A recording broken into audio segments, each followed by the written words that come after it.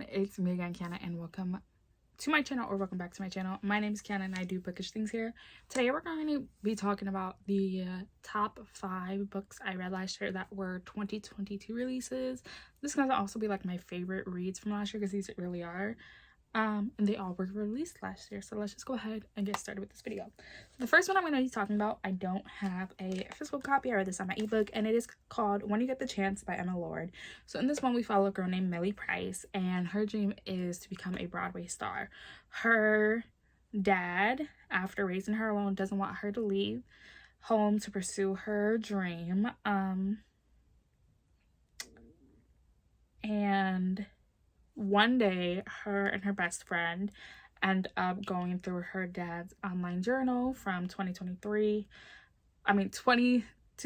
which was the year that Millie was born, and she is trying to find her mom. There's 3 different aspects. There's Steph, who's an aspiring stage actress, a receptionist at a talent agency. There's Farah, who's a dance teacher, and Beth, the chipper and sweet stage enthusiast who has a 15-year-old daughter. So while she's trying to pursue her career as a Broadway star, she's also trying to figure out who her mom is. The plot twist was everything. I absolutely loved it. I gave it a 5 out of 5 stars. Millie was a bit dramatic, and it's called her Millie Moods. And when she wanted something, she didn't care who she was hurting, whether it was someone who really deserved it or someone who was nicer. Like, she went to get whatever she wanted. Love that. 5 out of 5 stars. The second one is Witchling by Claribel A. Ortega. And this one, we follow a girl named Seven, and she lives in this magical town where I think it's 11 or 12.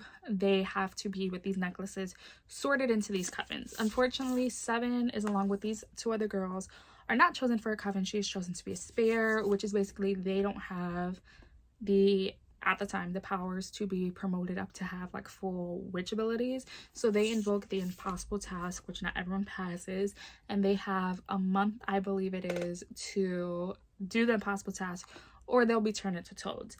That alone was interesting.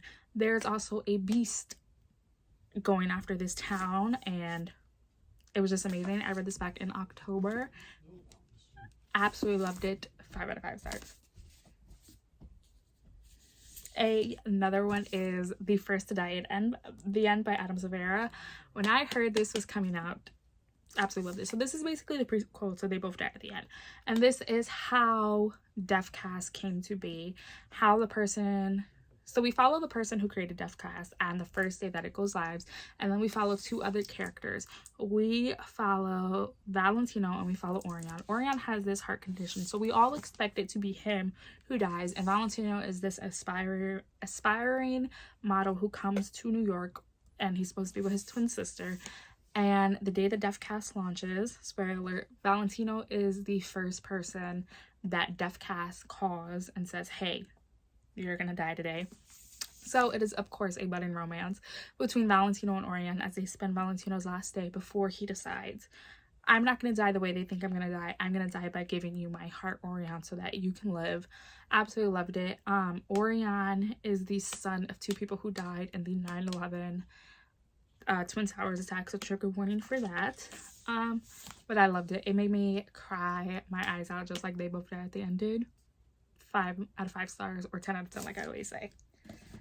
And then, of course, this was actually my first read of 2022, and that is Heartstoppers Volume 4. I cannot wait for Heartstoppers Volume 5 to come out. So since this is the 4th one, I have to tell you about the first one instead. So in this world, we follow Nick and Charlie. Charlie is a sophomore, year 10, as they say in England, where this takes place. And Charlie is a year 11, and they sit together in this English class and they become very close. Charlie becomes very protective over Nick, Nick becomes very protective over Charlie, wants to protect him because Charlie came out freshman year as gay, and he was bullied very badly for that. And it's just them figuring out, because Charlie falls for Nick first. Nick doesn't know if he's gay or if he's bisexual. I love it. I watched the Netflix series, which you guys should watch. Loved it. This one deals with an eating disorder, so trigger warnings for that, but I loved how they handled it. Oh my god, I just love this series. I can't wait for the 5th one to come out. And then the fifth and final book that was my favorite of last year was Long Live the Pumpkin Queen by Shara Earnshaw. This is basically a sequel to The Nightmare Before Christmas. And this is after Jack and Sally marry. She is now the Pumpkin Queen. She is so overwhelmed with being the Pumpkin Queen that she runs away and she goes into the forest where all the trees into the other holidays are. And she finds this one with the moon and she opens it and then she falls asleep. When she wakes up, her and Zero are the only ones awake and there's sand all over basically Halloween Town. And it is now up to Sally to find out who this monster is, because now this monster is traveling in between all the other holidays and has even made it into the human realm. I love this. We got an insight into Sally's world. I would love for this to become like a movie like The Actual Nightmare Before Christmas.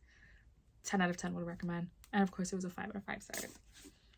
So yeah, those were basically my favorite reads of my top 5 favorite reads of last year. I'm leaving here to videos you guys should go check out. I try to post 2 to 3 times a week, and I'll see you guys hopefully very soon with another video. Bye guys.